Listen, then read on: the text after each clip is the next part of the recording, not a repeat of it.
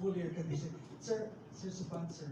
Of course, golf is it's just what it is. It's a cost-intensive sport. Right? Gloves, you have to have a good golf course, etc. Are the schools who will be fielding games in the demo sport willing to shoulder that kind of expense? Of course, once they commit to that, no. Pero the chairman of that golf event is Attorney Cabutsan. Okay. He showed us a proposal on how to go about it already. So he'll formalize that, and I think that was already presented to the board. So, just like any other sport, basta nag-agree ang eskwela or nagsabi ang school, nasasali ko dyan. May commitment. Mga without announcing who the actor or which the schools, the actual schools are, mga ilang sir nag-commit? 4 or 5 schools na yung recent report eh. 4 Okay. or 5 schools na express intention to participate. Especially yung mga presidents of golf. And we're extending the participation. We're also considering our alumni, no, to participate dito sa golf. Hindi lang yung currently enrolled na student. So meron tayong mga, in other words, mga boosters. Iba-ibang categories most likely. No? Ang importante lang dito masimulan, bring them together, and from there malalaman na natin how to develop it further. Going to another two sports that we medyo close to our hearts. Sa weightlifting and gymnastics, do we already have potential athletes who are willing to participate? Kasi gymnastics, again, andyan yung mga cheerleaders, etc. Kumbaga, kung gusto nila, pwede sila mag-seek now into that. Besides yung cheer dance. And weightlifting, of course, it demands naman yung mga, hindi naman necessary. Saka pala, will there be a possible involvement pati ni ating major proponent, the Olympic gold medalist? Oo naman, isang malaking bagay. Nasuportahan tayo ni Ma'am Heidi Lim sa inisyatibo na to. Remember, si Ma'am Heidi Lim is a graduate of college of St.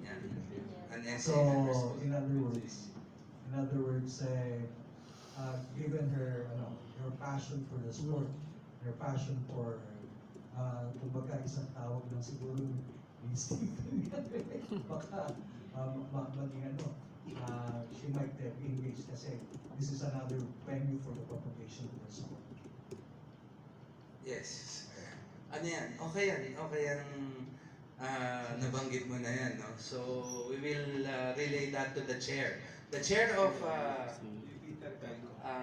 weightlifting is Mr. Kaiko. For gymnastics, I was tasked to coordinate with NSA. Thank you. Thank you. Thank you very much. Hi, good morning, sir. My question will be, I have a question both for the demo sports and then going back for the new format for basketball and volleyball. So, my first question for the demo sports, will the NCAA also have the golf and all the other sports in both division, like women's division, men's division, and will they also have it on the junior side, sir? Or will it just be purely men's sport? It depends on the sign up, no? And the proposal na ma-adapt natin. Siyempre, mas gusto natin lahat. Di ba? Para ma-cover natin all types of participation. Pero, ang importante nga, like I said earlier, masimulan. Kahit men's lang or women's lang or even the developmental side.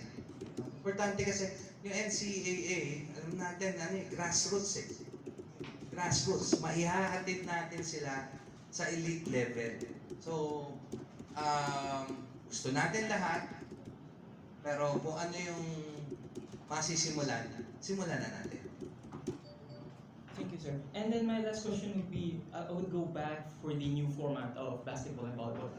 How long will this particular new implementation of tournament format be present po? Is it just going to be on season 101 or hanggang kailan po ito magtatagal? And also, yung groupings din po ba ng basketball will also be the same for volleyball? So, yun po yung Napakagandang tanong ni Sir, no?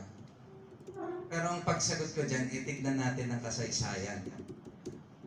For the past 75 years ng NCAA, ang format natin is round champion. Nung press ko ng NCAA, nakakatuwa, tinanong ko, sino pa nakaabot dito na to determine the champion of basketball, yung round champion? Asa kamay? Be honest. What's that? So, for the first 75 years, no, it was proposed in 1997 and was approved in 1999. Yun yung first 75 years. Tapos, by year 1999, I forgot the season already, malamang yun, season 76, nagsimula na ang Final Four. You remember? Yun. Yan na daw yung inabutan ni Doc Lawrence. So, Final Four. Then 25 years later, we found the need for innovation. Siyempre, ever-evolving yan. The game is ever-evolving. Whether it be in coaching style, playing style, and the style of the tournament. So, the success of this new format depends sa ating lahat. No? If that is the key to make the games more exciting, without changing so much on the rules, on how it is played, then we hope that this tournament format will stay for us for a long time. Maganda eh. Maaaring nangunguna ka ngayon, after 3-4 games, pupunta na kayo, you'll meet the other group. Diba? Pwedeng swerte doon. Pwede ka rin matalo doon. Ano eh, parang, to me, the way I see it, every game is a big game. Parang you cannot sit and sleep thinking na kaya ko to.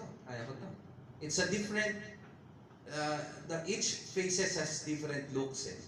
So that's how we see it. It's going to be an exciting. So yung sa tanong niya, kung ang division of teams ba similar na yon sa basketball and volleyball? No. The groupings of volleyball will be determined based on their ranking the previous season. So we will have another draw lots. Imagine, isa pa doon, nakikita natin, gusto natin kasi we are preparing grassroots tayo.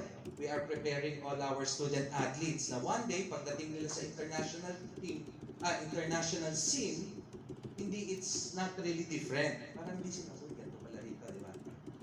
So we're trying to organize our tournaments as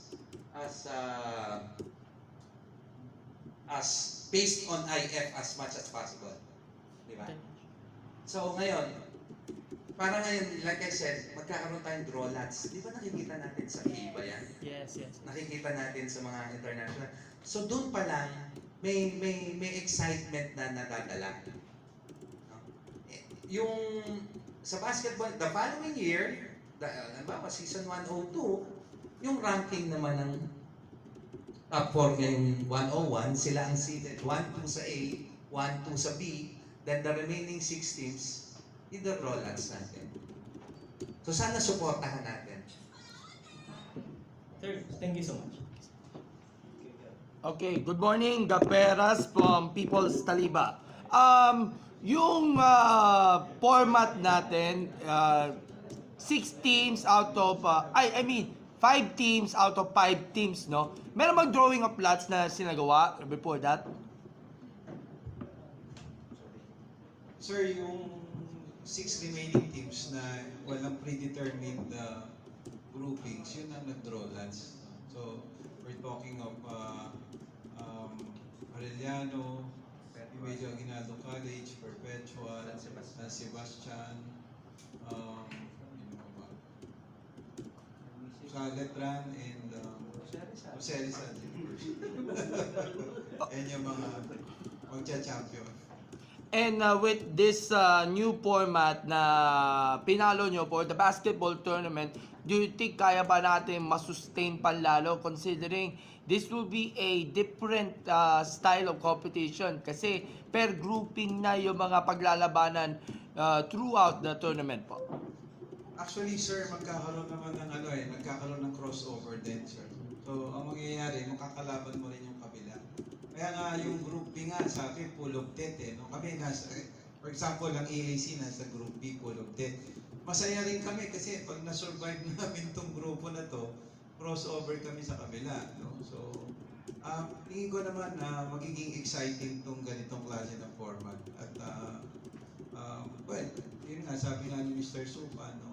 Every game counts in this type of format. No? Walang no-bearing game dito eh. Lahat ng game dito mahalaga. Okay. Singit ko na rin yun sa partnership ninyo with the PSC kasi you actually accepted the call niya to unite yung mga collegiate leagues like UAP, like RISA, para supportahan natin yung national development sports considering na yung UAP at saka NCAA marami mga products na mga national team members natin. Will this partnership be continue? So, yung ating collegiate sports ay definitely will make more products nga pagdating na sa national team program in any sports na kinabibilangan. That's the objective of the NCAA, to contribute to the grassroots development in support of the Philippine sports. So, kung magpapatuloy ito, yun ang aming gusto. Yun ang aming adhikain. Ginawa na namin to for the first 100 years. Ngunit ngayon, meron ng partnership na nilagdaan, lalong napagtibay ang samahan na ito. Okay. And sana magtuloy ito sa tulong ng all sectors mula sa NCAA member schools, sa Philippine Sports Commission, and of course, our media partners. At kayong mga kaibigan namin sa media. Last question, any latest developments din sa esports na rin? Kasi we have our NCAA esports tournament na ginawa nung season 100 at mukhang magandang feedback na ating mga member schools sa ganitong klaseng competition. Will this be a regular staple na rin itong esports na rin? Thank you. Very good question, very timely, no? So yung esports gaining ground, gaining popularity. Last season 100, we organized the first NCAA esports. But previous to that, nilalagay na namin, meron na siya sa calendar namin eh. Naglalaro na rin kami. Mga 3, 4, lalo na nung pandemic, we had that, if I remember it correctly. So, like I said, it's great gaining ground and we hope we can continue that and we will continue that this season 101 because that was discussed already by the chair. And all teams, ang ganda ng participation. Ang ganda ng participation, ang ganda ng performance, and we're very thankful to the NCAA na, imagine, ang sinali ko po doon from Jose Rizal University ay isang student organization. Isa na namang grupo ng mga estudyante na nabigyan ng oportunidad makapaglaro sa NCAA sa larangan ng esports. So ang ganda, di ba? Nabibigyan natin ng oportunidad ang bawat estudyante, hindi lang talaga yung manlalaro na athletic type. These are mostly regular students, not even majoring in PE. So kami po tuwan-tuwa sa development ng esports. Hindi lang sa NCAA, kundi sa Pilipinas, sa buong Pilipinas. So, esports